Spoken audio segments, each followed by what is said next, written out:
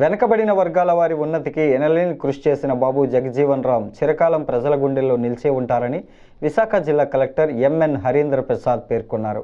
శనివారం ఆయన Visakhapatnam RK beach, palm beach hotel ఎదురుగా ఉన్న బాబు జగజ్జీవన్ రామ్ 118వ జయంతి సందర్భంగా ఆయన విగ్రహానికి పూలమాలలు వేసి ఘనంగా నివాళులర్పించారు. ఈ సందర్భంగా జిల్లా కలెక్టర్ మాట్లాడుతూ, బాబు జగజ్జీవన్ రామ్ స్వాతంత్ర సమరయోధుడు, వెనుకబడిన వర్గాల నుంచి వచ్చిన వ్యక్తి. దాదాపు పార్లమెంట్లో 40 సంవత్సరాల పాటు వివిధ మంత్రి పదవులు నిర్వహించడంతో పాటు భారతదేశ ఉప ప్రధానిగా పనిచేశారని తెలిపారు.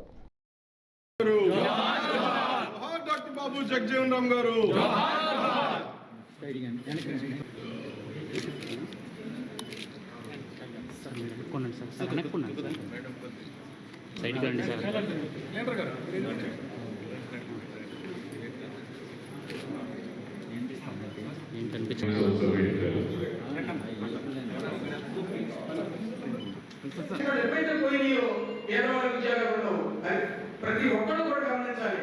ఆంధ్రప్రదేశ్లో నేను చదువుకున్న రోజుల్లో మా నాన్నగారు ఐఆర్పీఎస్ చాలా కష్టపడి మాకు ఒక్కటి ఇల్లు చూస్తున్నాను.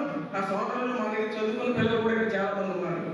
ఎందుకు చెప్తానంటే సొసైటీ కోల్పోతుంది. ఫండమెంటల్ రైట్స్ ప్రొటెక్ట్ చేయవలసినటువంటి ఉంటుంది.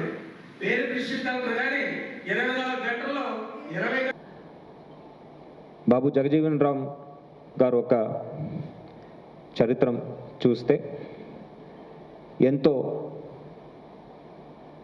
బ్యాక్వర్డ్ ఏరియా నుంచి వచ్చి, బీహార్లో ఒక చిన్న పల్లెటూరు నుంచి వచ్చి, కేవలం ఆయన ఒక కృషి వల్ల, హార్డ్ వర్క్ వల్ల చక్కగా చదివి దేశానికి ఒక డిప్యూటీ ప్రైమ్ మినిస్టర్ స్థాయి దాకా ఎదగడం అనేది మనం అందరికీ ఒక ఆదర్శనం అనే చెప్పాలి.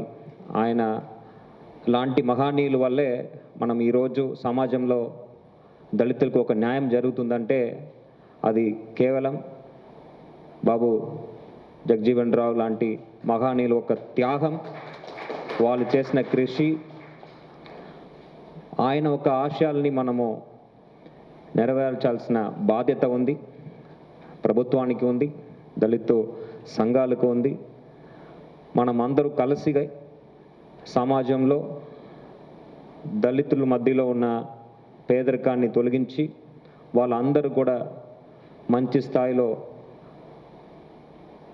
ఆర్థికంగా, చదువు పరంగా, ఆరోగ్యంగా ఉండడానికి కృషి చేయాలని ఈ సందర్భంగా కోరుతున్నాను. ఒక చిన్న గ్రామం నుంచి వచ్చి 30 ఏళ్ళ పాటు పార్లమెంటేరియన్గా, లాంగెస్ట్ సర్వింగ్ పార్లమెంటేరియన్, అదేవిధంగా వివిధ శాఖల్లో అధిపతిగా, కేంద్ర ప్రభుత్వంలో డిఫెన్స్ మినిస్టర్గా, ఎస్పెషలీ 1971 పాకిస్తాన్తో ఉన్న వార్ సమయంలో ఆయన ఒక కృషి వల్లే మనము విజయం సాధించామంటే అది 100కు 100% వాస్తవం. ఆయన ఒక గైడెన్స్తో, లీడర్షిప్తో అది మనము సాధించగలిగాము. అంతేకాకుండా ఏ శాఖ తీసుకుంటానా, లేబర్ డిపార్ట్మెంట్, లేబర్ మినిస్టర్గా ఆయన ఉన్నప్పుడు